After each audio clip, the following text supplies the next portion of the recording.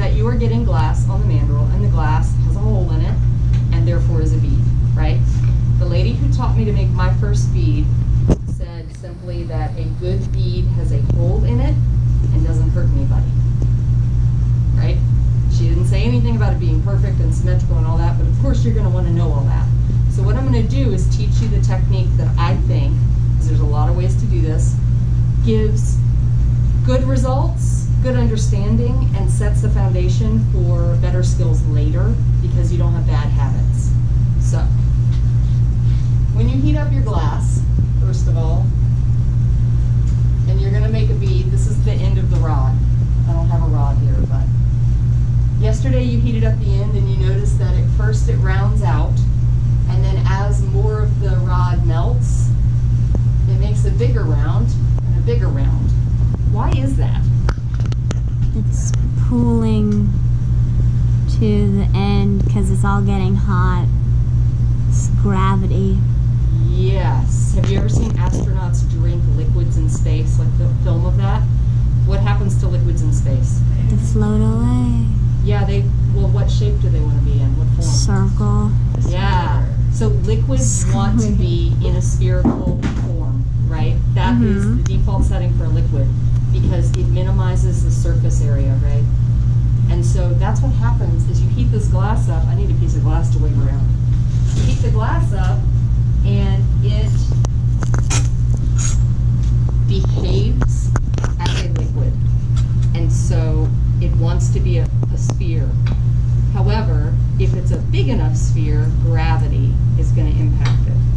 So in order to keep it as a nice little round ball, you have to keep it moving so that gravity doesn't interfere with you. You learned this yesterday when you were playing, right? Okay. So first things first, you don't want to approach your mandrel with this problem, right? You're out of control and it's going to just glop on there. While the glass is behaving as a liquid, my board needs to be replaced. I mean, I came and cleaned it and everything, and it's still terrible. You still want to be in control of it, so it can't be so soupy that it's like drooping and dripping everywhere, because then you don't really have a lot of control, and you have to work really fast and try to like swab it on, and it doesn't work very well. Okay, so let's say this is the cross section of your mandrel. Right, you're looking down the end of the mandrel, and it's a big blown up view. You're going to come with your gather of glass. If this is the size of the mandrel, chances are good your gather of glass is really big, like this.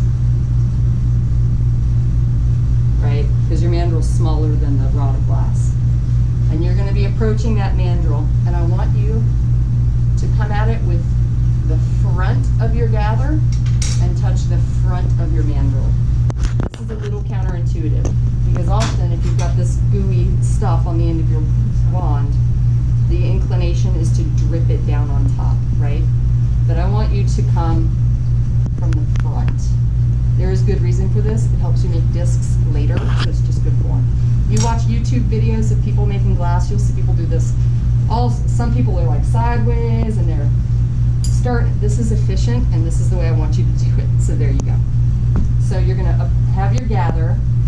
You're going to kiss the front of the mandrel gently.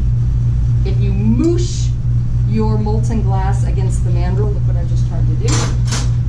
Then here's your mandrel. Here's your bead release, right? This is your work area.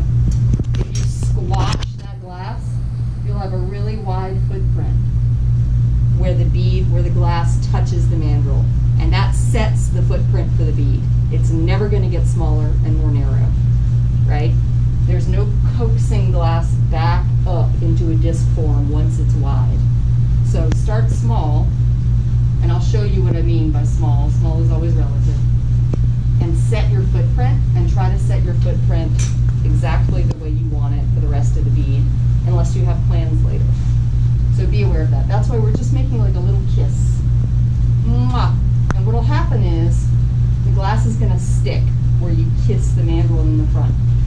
So now, it's going to stick. If it doesn't stick, it's because your mandrel's not warm. Hot glass won't stick to cold metal. You know this from your tweezers. So now we've touched this gather to the mandrel, and then what you're going to do is roll the mandrel away from you. And what that does is it pulls this glass around the mandrel. So you're wrapping it. You're not swabbing. You're rolling that mandrel away from you, and it pulls the glass along. And then what happens is this glob is traveling around, and it ends up around your mandrel, and then it kind of tapers off, right? And you use the flame to break it away. If you pull away, you end up with those long threads. And you won't do that because you'll see how silly it seems to do that. Okay, what am I missing? I'm sure I've missed something, but I'm gonna have you pause the video. Now I'll demonstrate, and I'll redo the video